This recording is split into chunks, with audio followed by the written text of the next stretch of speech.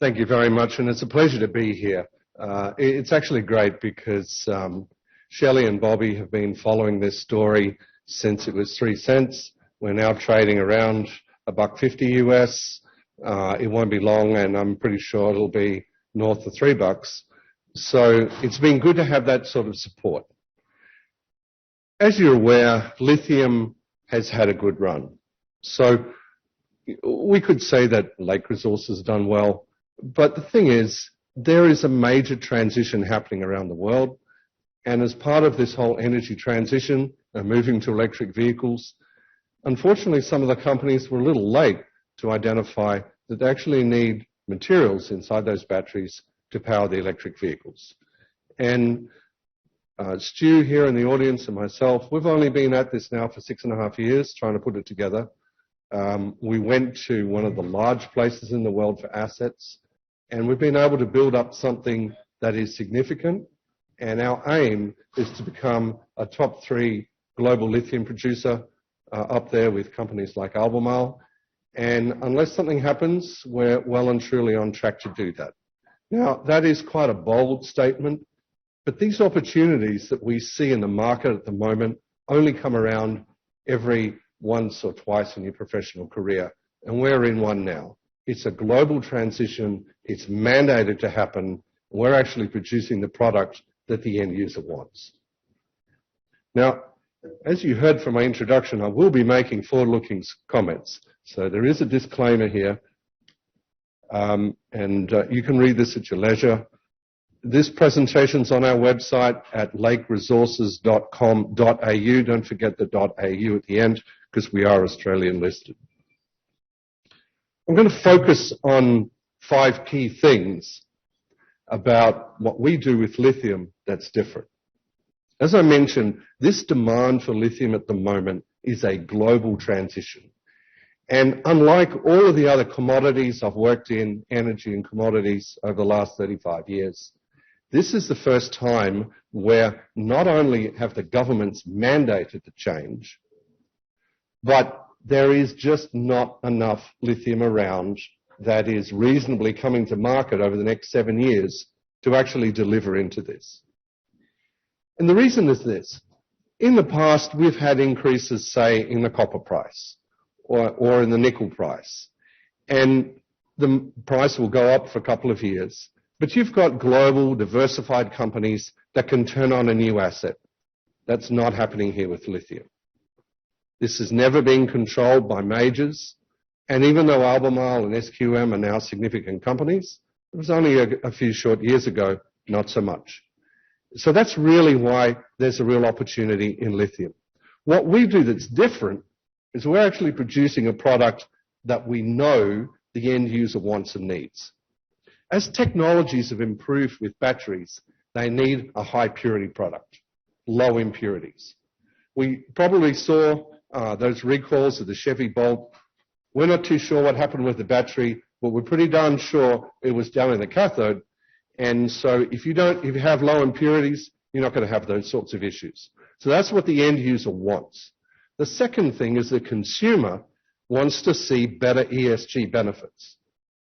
Particularly if you're younger than 35 and you want to go out and buy an EV, you want to see something that's actually going to be beneficial going forward, and we don't repeat the sins of the internal combustion engine.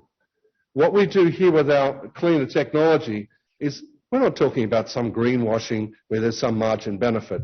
We're talking orders of magnitude reduction in water usage, orders of magnitude reduction in the land footprint.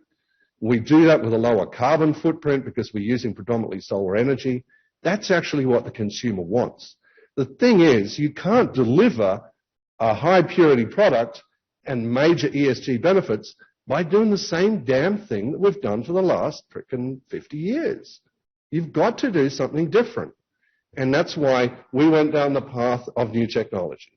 Now, for my sins, more than 20 years ago, I used to work in debt capital markets. You mention the word new technology in resources, you can empty the room. It's like, well, I think I've got something else to do. So it's hard work.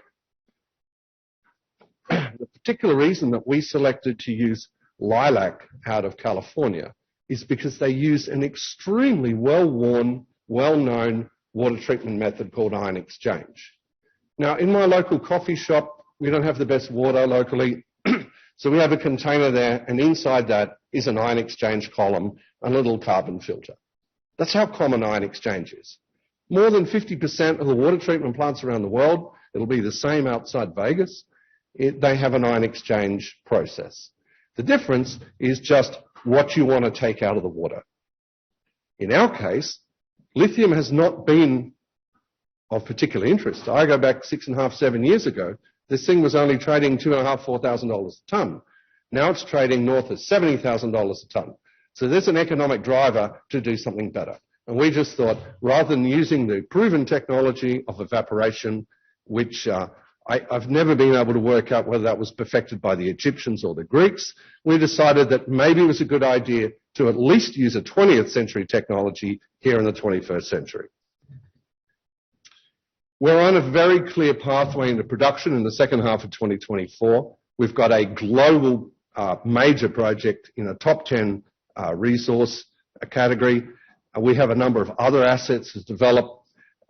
We're well underway for a debt funding of 70% of the project. And this debt funding, I mean, today the Fed is going to come out with its decision. I've been looking at the where treasuries, 10-year treasuries are trending. It looks like about a 3% yield. We're looking at 11-year debt funding for 70% of this project priced at around 3%. Hell, it might get to 4%. That's not 4% over LIBOR, that's all in. So we're protecting this for the future by managing some of the interest rate risk. Last of all, we want to be an independent producer. Our fear is that once we release our definitive feasibility study, and this is all financed a little bit later this year, we're essentially prime pickings. And so we haven't just gone out to funds looking to work with us, we've also gone for the right partners. We currently have non-binding MOUs with Japan Inc. There's a group called Hanwha that are essentially fronting for the Japanese. And then right here in the good old USA, our dearly beloved Ford Motor Company has decided to come and sign a non-binding MOU with Lake Resources. Now that should show, first of all, that we've got a major project that can deliver, and secondly, exactly what the heck is going on in this market. If a company the size of Ford is going to come down and talk to Lake, that should tell you how tight this industry is, not just now, for the next 5 to 7 years. Alrighty, so let's go through a few slides and let's talk about it. First of all, we're in Argentina. Now don't get scared. Argentina and Chile, this is where the big projects are. When we were looking at this back in 2015, we're trying to work out, there seems to be an opportunity in lithium. Where are the big projects and where are they the low cost? That's in the north of Chile, north of Argentina. As it happened in late 2015, the federal government changed in Argentina. For my sins, I had worked in South America back in the 90s. As a matter of fact, this year I celebrate 30 years going in and out of the country. And we were able to put together a team to go and select the right targets to have one of a major scale, which is our Kachi Project, our flagship, which is in that orange oval at the bottom, and then to have some other projects next to known developers or producers. And our Cauchari-Olaroz projects are next to Lithium Americas and also a company that used to be called Oro Cobre, now Allchem. So we're in the right location with a big property package. If you've looked at any of these projects, they all look pretty much the same. It just looks like Death Valley in California. There's no trees, there's no grass. It might rain once a year, it might rain once every 5 years. What's important is the salt water under the surface, and in that salt water, about 1% of it is lithium dissolved into the water that gets leached out of the volcanics. That's what we're targeting. And just imagine it like a massive swimming pool, and we're down in one corner and we're pumping some of that out. That's about what it looks like. So much so that when I took a bank delegation through here, or the intermediaries for the banks late last year. That was in November, for the first time I could get out of Australia in nearly 2 years. And they were stunned at the size of these projects, because you just can't get an idea of the scale. You know, when people fly out or drive out to the Grand Canyon and you can't get an idea of just how big it is until you get there, it's a bit like that here. These projects are huge. We did a pre-feasibility study back in 2020 and we refreshed that early 2021. That was at 25,000 tonnes per annum. Now at that stage, 25,000 tonnes per annum was about 8% of the market. And a number of the potential partners we were talking to were asking us, is there a way we could do this like only half as much? Can you start at, say, 10,000 tonnes? We got into late last year, 2021. They were saying, actually, 25,000 tonnes, that's good, but is there any way you can step it up? And so we spoke to the banks, we spoke to the off-takers, and in January, we announced that our base case in the definitive feasibility study we're working on is now at 50,000 tonnes per annum.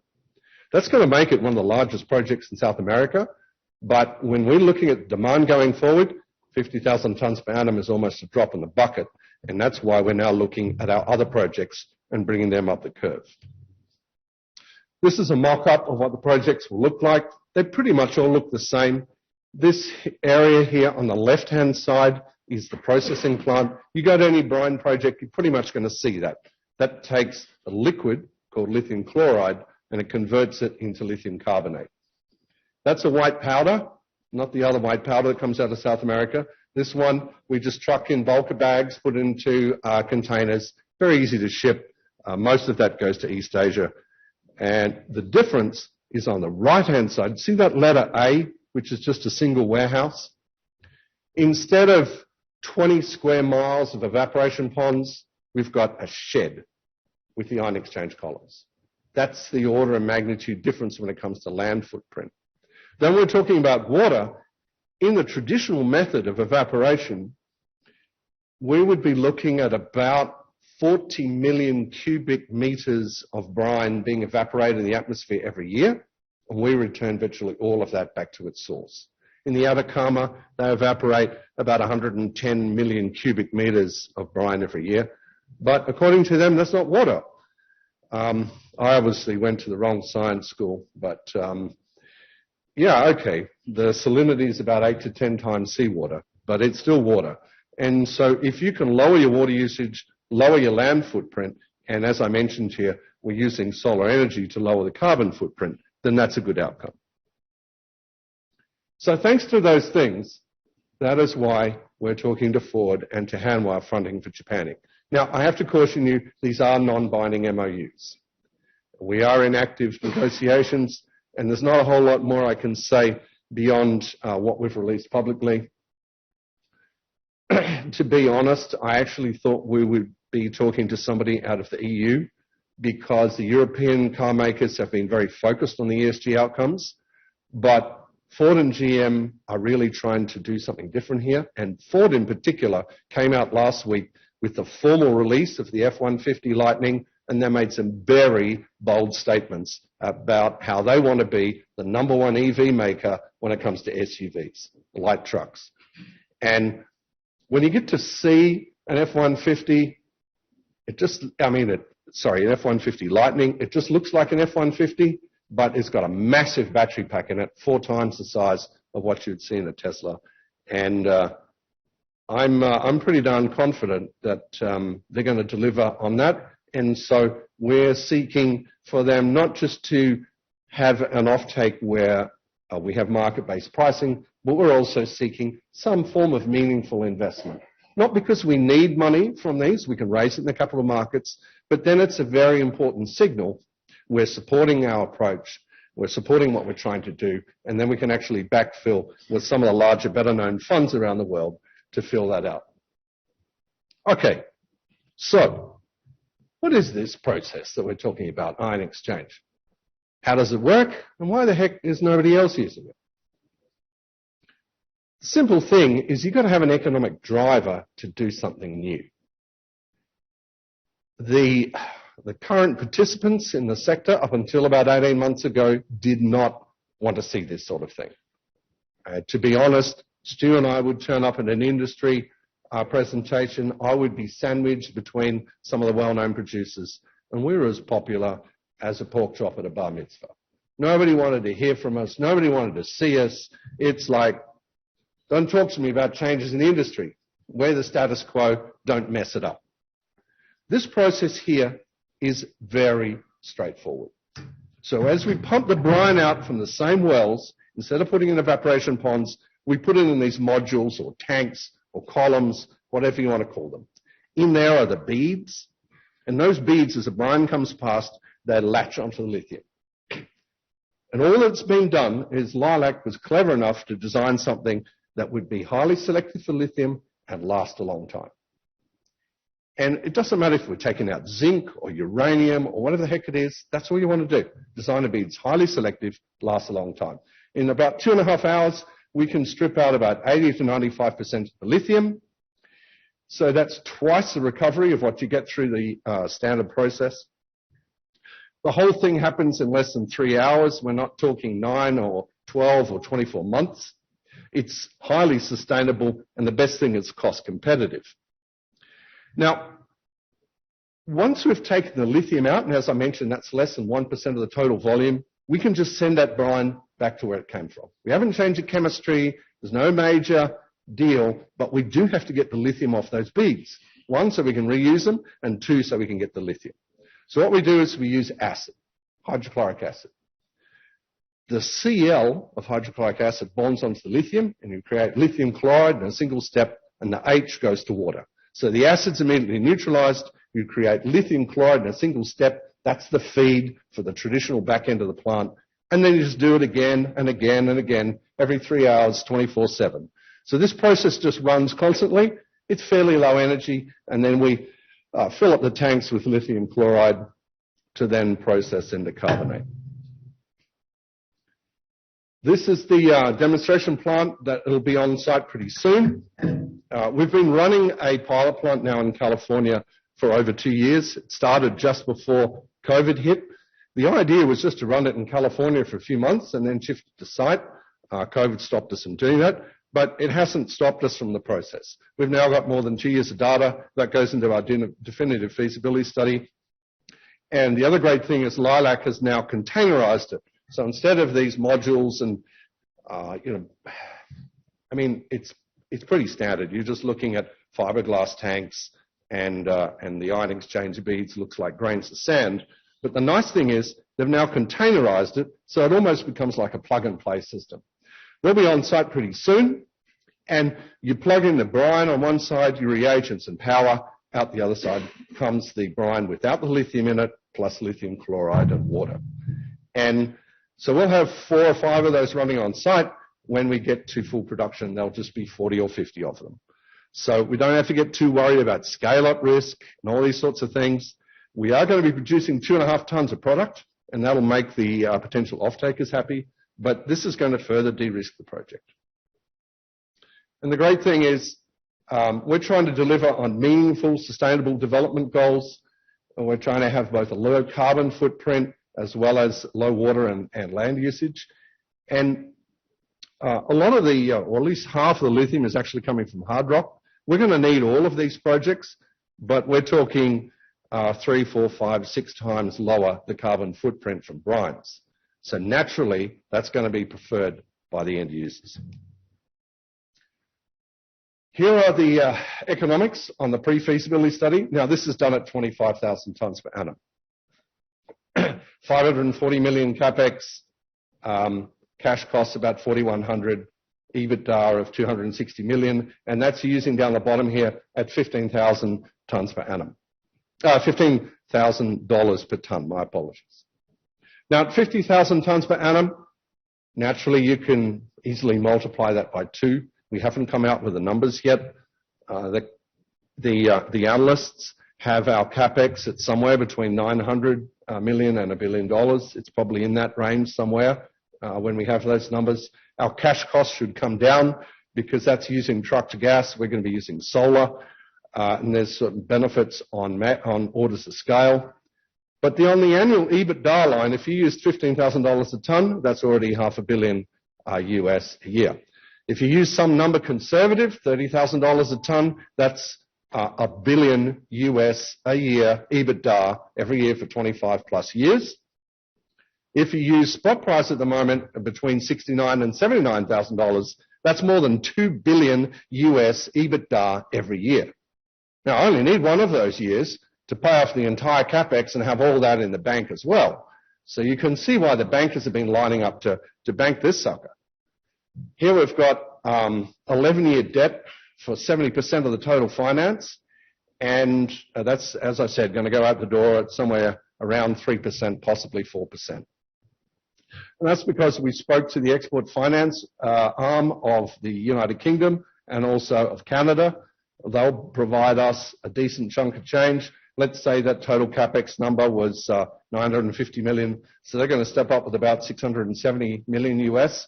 At least half of that will come direct, and then half of it will be from banks that are export credit agency guaranteed. When we get out, we'll talk about how we have two of the largest global banks also backing us as part of this financing. So the partners here are really starting to rack up. This is our timeline.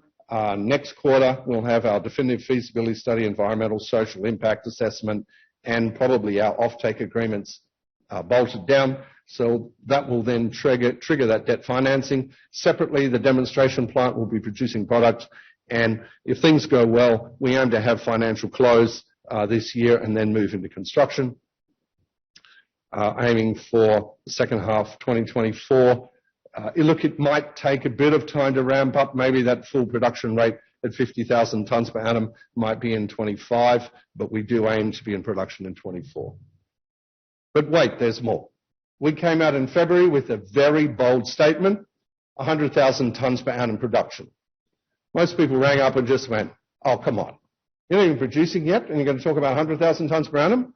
We just went, well, that is because the end users want and need it. So we've got a couple of projects here. We've demonstrated that we've got the right product. We're going to be doing testing. We're drilling our Olaroz at the moment. We drilled Kalchari back in 2019, so expect a whole lot more on the next projects. On the funding side, we had 110 million Aussie at bank at the end of March. We'll have another 60 million Aussie coming in by the end of June. With the offtake partners, we expect this project to be fully financed. We may have to do a capital raise of 50 to 100 million at some stage post DFS release, but that's really so that we can build out the register with the right parties. So high purity lithium, major ESG benefits, independent producer, the right partners, funding predominantly in place, the right location, and a management team that's been here, done that, and have the scars to show for it. Thank you so much.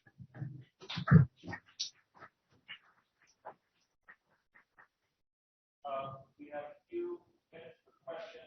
Do we have any questions?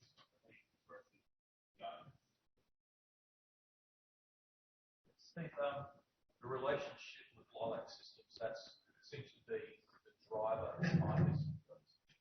It's a technology provider. How exclusive is that arrangement? So when we first met Lilac back in 2017, 2018, these were three PhD guys in a chemistry lab in the back blocks of Oakland, graffiti on the outside.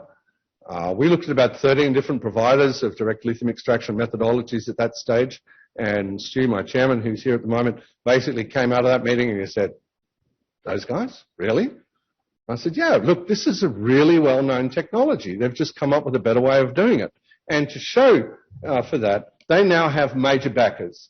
They've got the Bill Gates-led Breakthrough Energy Fund, MIT's the Engine Fund, T. Rowe Price, Lower Case Capital, which is now has a new fund, Lower Carbon Capital. Lower Case Capital made 250 times their investors' money.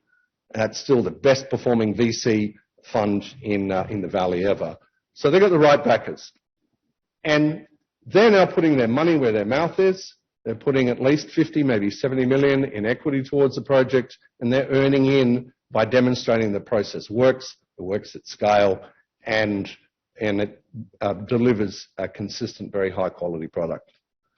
So yeah, look, Lilac is part of it, and that's why we gave them a healthy way of getting involved, but that's the way to make this stuff work. Thanks so much. I have one more question before we yeah, okay. So, is there any plans for a North American listing, or is it by design that you're not listing in North America? No, that's an excellent question. So our intention is to be on one of the main boards this year. It does take time. There have been a few hurdles to get through, but our intention is not just to be on the OTC, but most likely on NASDAQ sometime this year. Thanks.